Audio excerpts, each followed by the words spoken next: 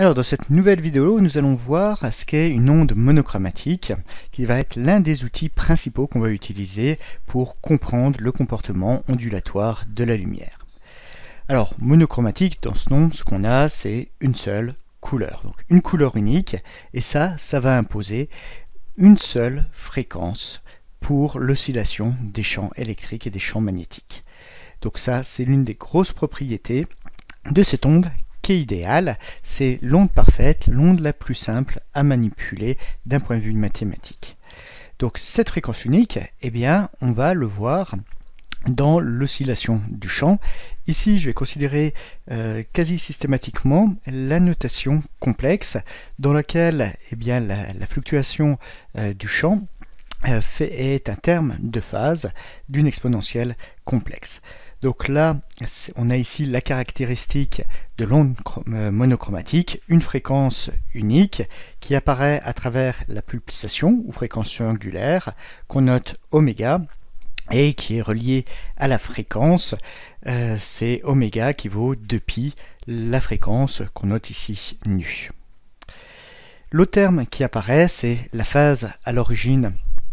Pour notre onde, ça aura surtout un impact lorsqu'on va considérer les problèmes qui sont liés aux interférences entre plusieurs ondes.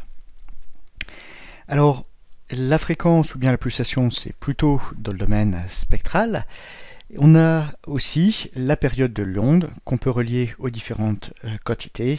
La période de l'onde, grand T, c'est 2π divisé par la pulsation, ou bien c'est juste l'inverse de la fréquence. Alors au niveau des unités employées dans le système international, c'est les unités standards. La période de l'onde, c'est des secondes. La phase, eh bien, c'est des radians. La fréquence, des hertz. Et puis la pulsation, des radians par seconde. Alors en optique, on va avoir des gammes qui vont apparaître ainsi. La fréquence, généralement, c'est plutôt en térahertz qu'on va la donnée parce que le nombre d'oscillations par seconde est extrêmement élevé. Alors, l'onde précédente, c'était une onde qui oscillait que dans le temps. Nous, ce qui va nous intéresser, c'est une onde qui est progressive. Donc, on va avoir aussi un aspect spatial qui va intervenir. Et cet aspect spatial, il va apparaître à travers une dépendance de l'amplitude de l'onde en fonction de l'espace, et puis aussi une dépendance de sa phase avec l'inclusion d'un terme ici qui est le produit scalaire d'un vecteur k avec le vecteur qui repère la position du point qu'on étudie.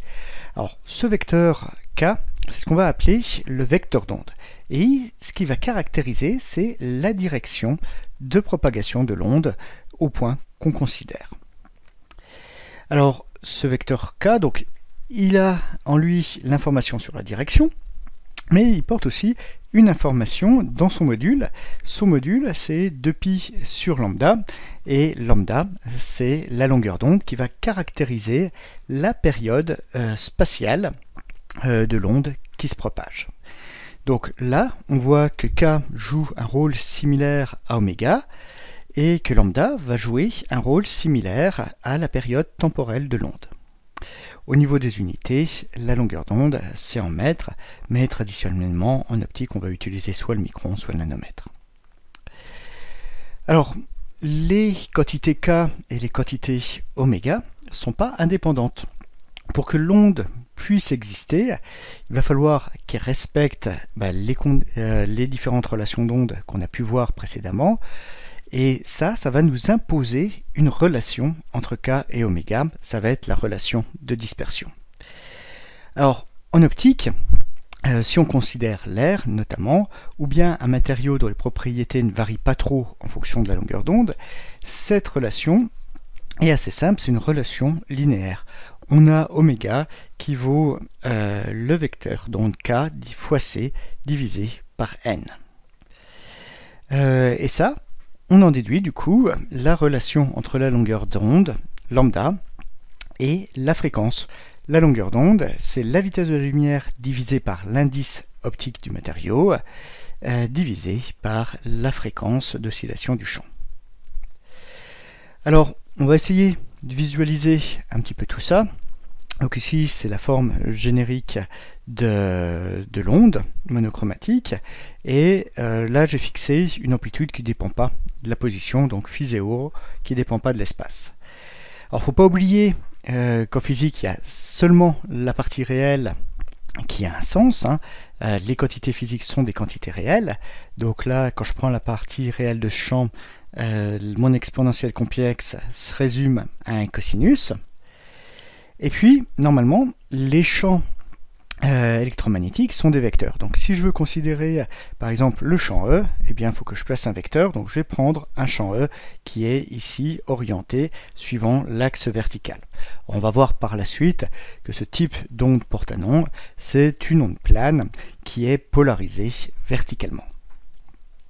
Alors voilà ce que ça donne quand je représente cette onde. On voit que le vecteur k va représenter la direction de propagation de l'onde, et puis on voit mon onde qui oscille au cours du temps et qui se déplace également dans l'espace.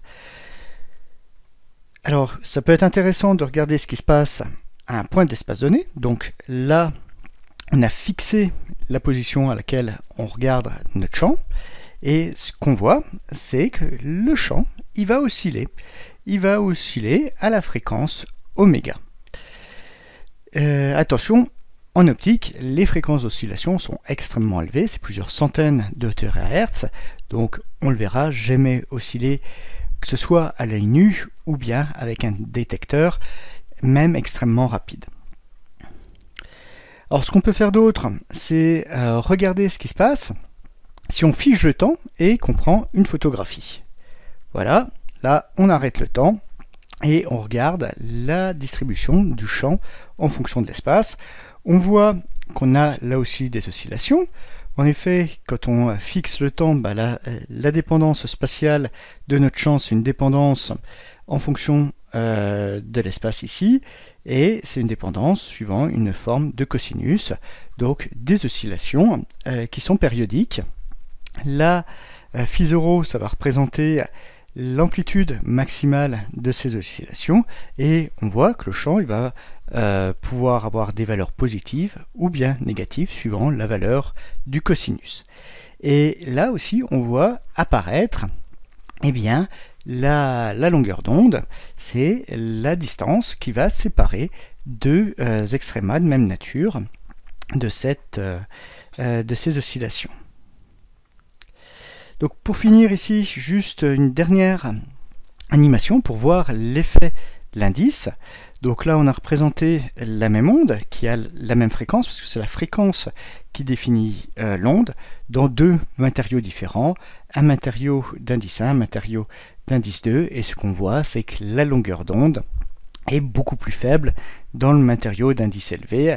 En effet, si on reprend la petite formule lambda qui vaut C sur n divisé par nu, eh bien on s'aperçoit que si on double l'indice du matériau, on va réduire d'un facteur 2 la longueur d'onde.